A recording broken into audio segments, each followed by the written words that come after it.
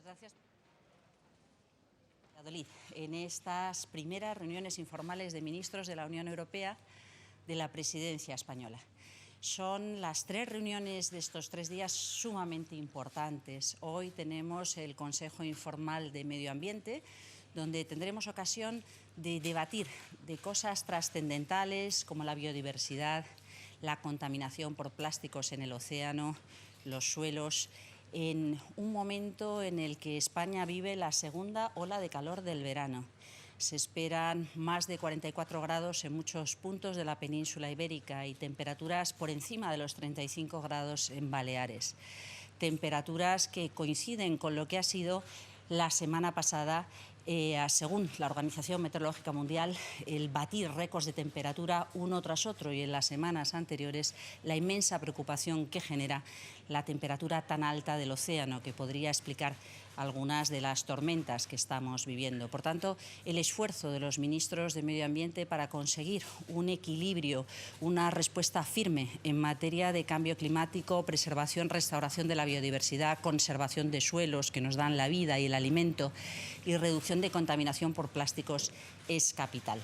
A partir de hoy mismo tendremos ocasión de debatir de estas cuestiones, así como la manera en la que podemos no solamente progresar, sino comunicar mejor. Se trata de un consejo en el que hemos querido invitar a algunas personas que podrán presentar ante los ministros sus propuestas, el modo en el que conciliar compromiso social y ambiental con despliegue de renovables esta tarde, las mejores prácticas que puedan estar dándose en Europa ya en este momento, la manera en la que negociar desde Europa el tratado para contar con un mar libre de océanos, las negociaciones internacionales en el seno de Naciones Unidas para lograr un tratado vinculante en materia de protección del océano, o la forma en la que desde Europa vemos esa necesidad de integrar las políticas de agua, suelo, biodiversidad, montes en un enfoque completo que evite que se trabaje en silos como se venía haciendo desde los 80. Como digo, mañana y pasado hablaremos respectivamente de clima y energía, pero no sé si tienen ustedes alguna pregunta que quieran compartir o que me quieran hacer.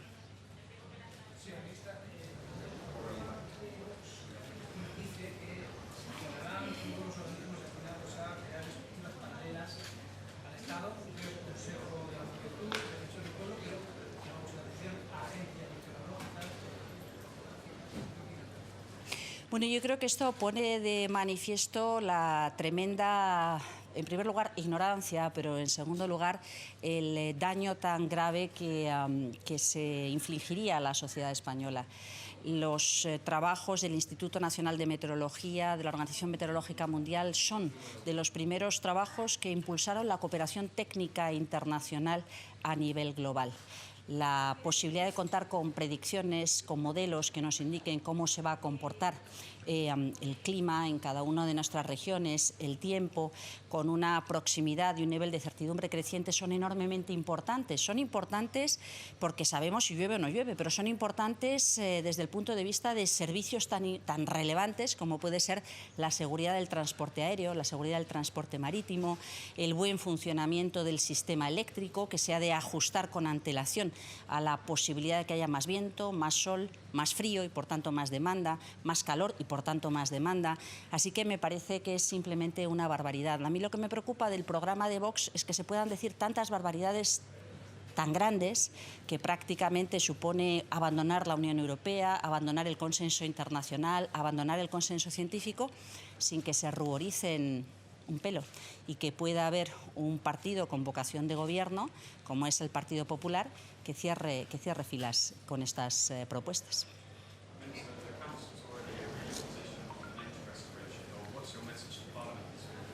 I hope that the Parliament reaches a position that supports this file. I think that it is very important not only to conserve but also to restore nature. We have good examples in Spain on whether restoration is staying alive or allowing the death of a very rich ecosystem, such as the case of the Mar Menor in Murcia or Doñana in Andalusia. So I think that they can support this proposal. We know that the report coming from the ITRE, from the Environment Committee, is not the one we would have liked it.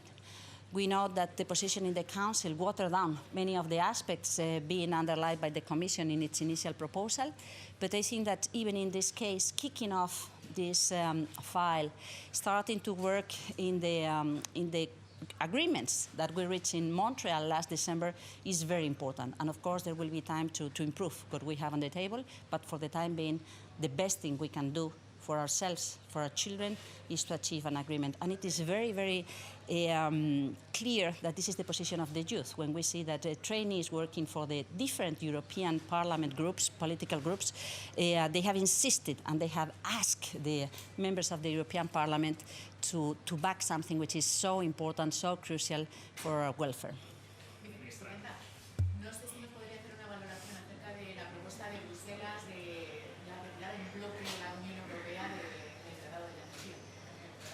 Bueno, estamos valorando esta propuesta de la Comisión. Es verdad que cuando el año pasado se vio que el acuerdo al que se había llegado difería mucho de la posición negociadora de la Unión Europea y que no era compatible con el Acuerdo de París, los distintos Estados miembros dijimos que en esas condiciones, obviamente, no habiendo prestado atención a las consideraciones de Europa reclamando la plena compatibilidad con el Acuerdo de París, nos veríamos en la tesitura de tener que salir, tener que abandonar la Carta de la Energía. En ese contexto tiene mucho más sentido una salida coordinada y del bloque de la Unión Europea, dado que la legislación en cada uno de los Estados miembros y la legislación europea es legislación doméstica para todos, que no una salida Estado miembro a Estado miembro. Por tanto, una vez que hayamos estudiado, analizado esa propuesta de la Comisión de salida coordinada por parte de los Estados miembros, procederemos a arbitrarla de la mejor manera posible. Pensemos que se trata de un tratado que esencialmente lo que hace es introducir reglas especiales en comercio internacional, en inversiones internacionales. Por tanto, la voz cantante en esa negociación no la ha llevado energía, la ha llevado comercio. Así que corresponde a los ministros competentes desde el punto de vista sustantivo hacer una valoración, pero corresponde a la Comisión, que es la responsable de las relaciones comerciales exteriores de la Unión, gestionar este proyecto, este tratado. Ministra, hace un par de semanas en la Comisión de Medio Ambiente del Parlamento ya se había la posibilidad de regular, o sea, de relajar las medidas de la nueva norma Euro 7 y de poner una nueva fecha dentro del marco de la normativa. No sé qué posición mantiene el Gobierno a este respecto de que se puedan relajar esas medidas y qué pueden tratar aquí hoy en esta reunión de ministros, teniendo en cuenta que hay 8 de los países que están en contra de la norma. Las reuniones informales de ministros no son espacios de decisión ni de proposición formal y no está previsto que ni siquiera se trate informalmente este asunto. Yo creo que todos coincidimos en la necesidad de garantizar una coherencia en las sendas de descarbonización de nuestra economía, y eso incluye el transporte, la movilidad, de mejorar la calidad del aire que respiramos en nuestras ciudades, que es el otro aspecto al que se refieren las distintas normas de la familia Euro 7. Es verdad que el calendario de aplicación de estas disposiciones debe ser viable también para que la industria incorpore las inversiones que resulten necesarias para poder impulsar de forma razonable esta transformación. Y yo creo que es ahí donde debemos fijarnos, en cómo gestionar el calendario de manera que toda la orientación hacia la que el sector del automóvil ha dedicado ya su inversión para facilitar coches eléctricos y ir abandonando poco a poco el motor de combustión no se quiebre como consecuencia de un calendario que no encaje bien. En todo caso, yo creo que es un expediente donde tanto técnicamente como desde el punto de vista del respaldo del conjunto de los Estados miembros es importante llegar a un acuerdo cuanto antes. Muy bien, pues nos han apagado la... Sí, venga, gracias, adiós.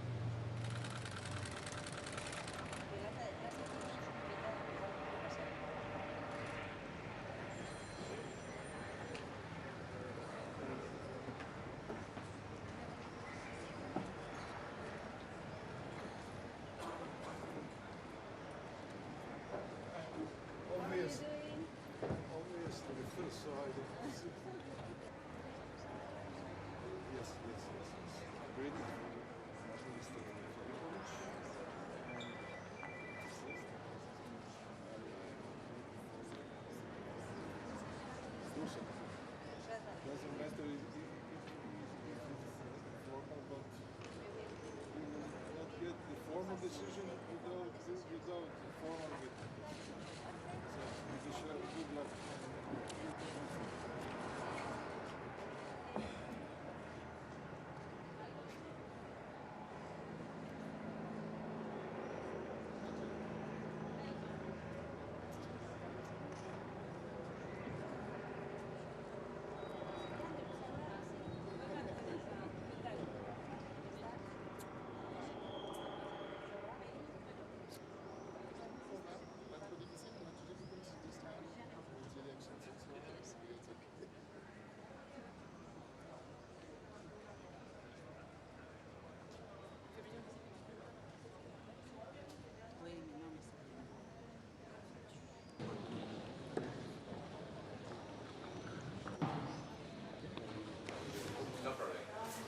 Europa mit Entwicklungen wie Trockenheit, Hitze, Dürreperioden und Fluten zu tun. Und deshalb ist es gut und richtig, dass die Umweltminister über integrierte Ansätze sprechen werden. Die Frage, wie gesunder Boden, wie der Wasserhaushalt, wie intakte Wälder miteinander zusammengebracht werden können. Und deshalb ist es so wichtig, dass am kommenden Mittwoch das Europaparlament über die Restoration Law abstimmen wird. Und ich sehr darauf baue, dass dieses Gesetz eine Mehrheit findet, weil es unsere Natur schützt, um uns zu schützen. Und ich freue mich sehr, dass heute auch die katholische Kirche in Deutschland, viele Kirchenvertreter appellieren an das Konservative, an das Bewahren der Natur, um uns als Menschen zu schützen. Das zweite sehr wichtige Thema wird die Plastikverschmutzung sein. Wie gelingt es uns endlich, weniger Abfall zu produzieren, weniger Plastikmüll zu produzieren, um die Verschmutzung unserer Umwelt und auch die Belastung der Verbraucherinnen und Verbraucher zu reduzieren. Deshalb bin ich sehr gespannt auf die Debatten hier mit meinen Kollegen im Rahmen des informellen Rates.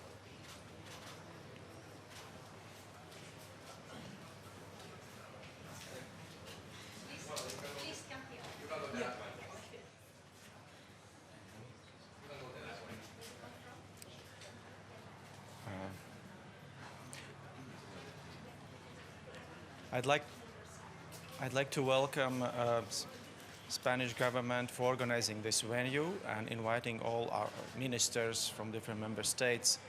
And I think this is a great opportunity to share our policies, our opinions on Green Deal goals. And my feeling is we should definitely have more cross-sectoral coordination and see issues in complexity, because we cannot achieve the Green Deal goals going as separate ministries, separate sectors. Silos approach will not work. We also should understand that it's issue about competitiveness of Europe, European markets. If we go too fast with transformation processes, it can jeopardize our competitiveness. So preparations from Green Deal should be step by step, gradual, and we should listen to all member states so that we follow the same path and go in the same speed. Altogether, we can achieve the goals, and I think this is what we should achieve during this venue here in Spain. Thank you.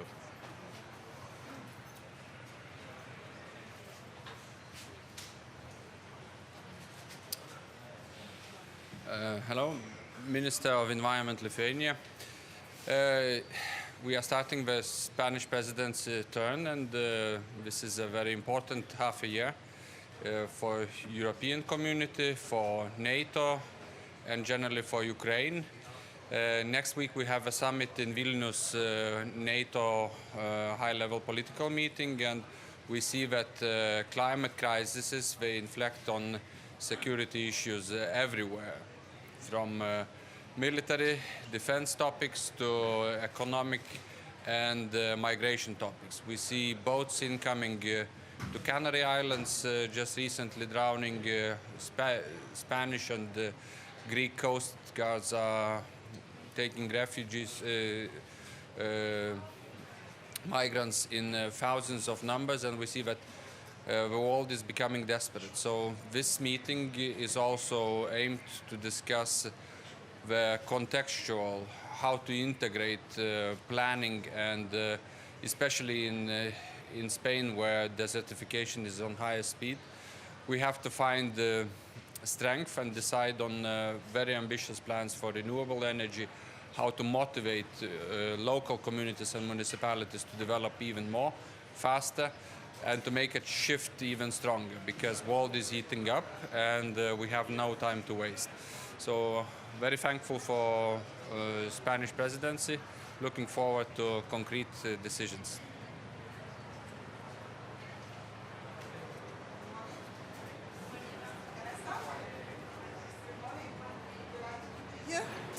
With this informal council, we start from the environmental side, the presidency, the Spanish presidency. Spain has always been a very active member of the European family, but Spain is also very much affected by climate change, biodiversity loss. You experience a lot drought, extreme heat, fires, but unfortunately these extreme weather events become the norm everywhere in Europe. And that's why we are here together also to discuss how can we bring societies and economies back into this safe operating space.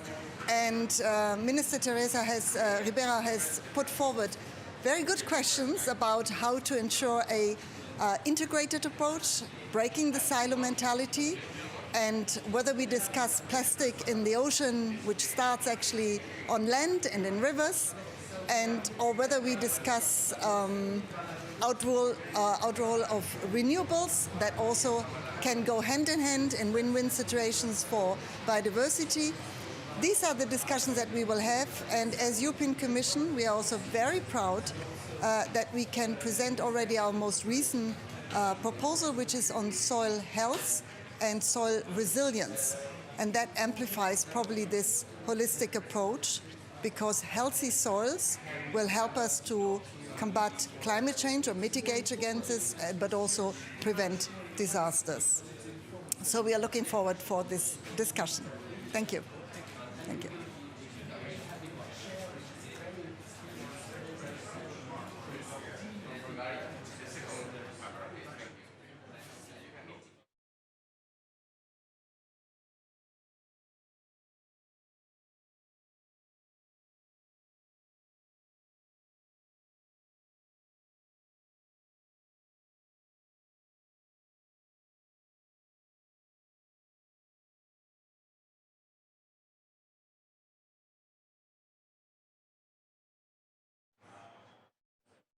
Probably the discussions we'll have here will arrange the way that the COP28 will do. The climate change is spread all over Europe. It's happening also in Romania this moment. We are facing severe floods and also a lot of drought. So it's important to be positive and to take all the actions that we have to. Thank you so much.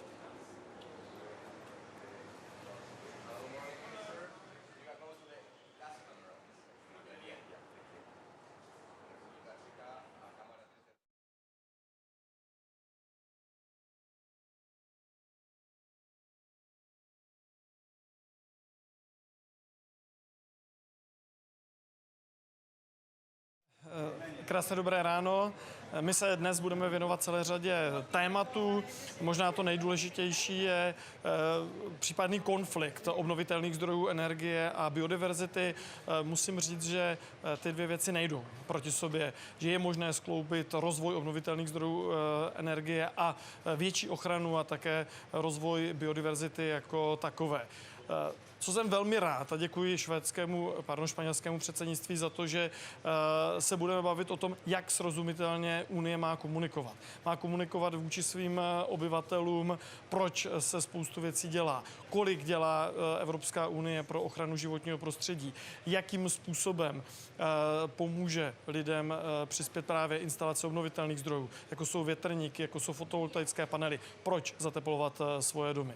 Musíme k těmto záležitostem přistupovat citlivě a proto například v České republice se zaměřujeme na definici akceleračních zón. To znamená oblastí, kde nebude vznikat konflikt mezi ochranou životního prostředí a instalací obnovitelných zdrojů, typicky právě větrné energie jako takové.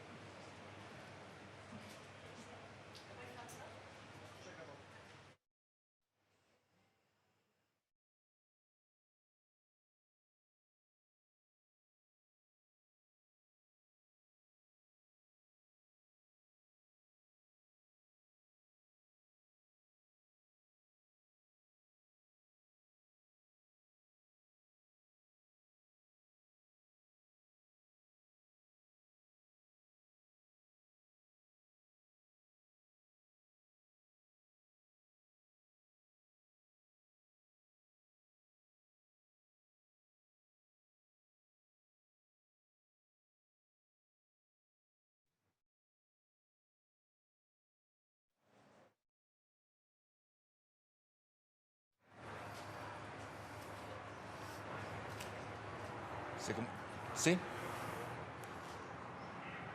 Dígame cuándo. Okay. Yes, hi. I'm very, very pleased to be invited here to the informal meeting of ministers. My name is Patrick ten Brink. I'm the Secretary General of the European Environmental Bureau.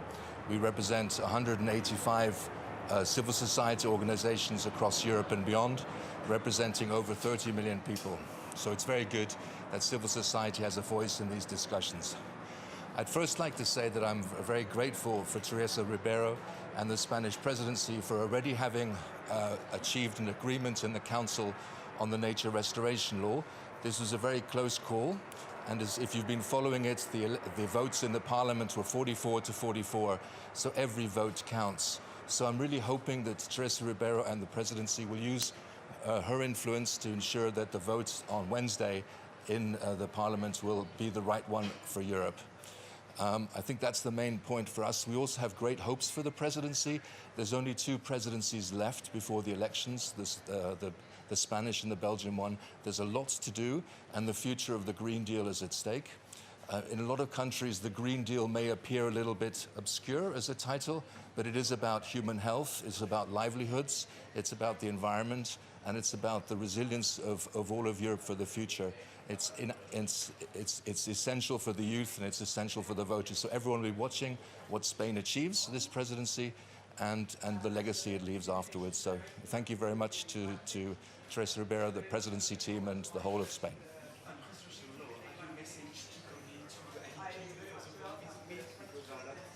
Yes. I think the law itself is already very good. The original law is very good. And I don't think we need a new law. I think we basically need to implement it. There's plenty of flexibility in it. So the main message is let's put aside political point scoring and let's look at actually what the youth and what the environment need. And it's not just a nature law, it's also linked to water, it's linked to climate mitigation, it's linked to climate adaptation, it's linked to human health, it's linked to resilience, and also over time to the productivity of agriculture, of forestry and fisheries. So if I have one message for the MEPs, vote with facts, don't vote with political ambitions in mind, because this is the future at stake. Thank you. Yeah, gracias.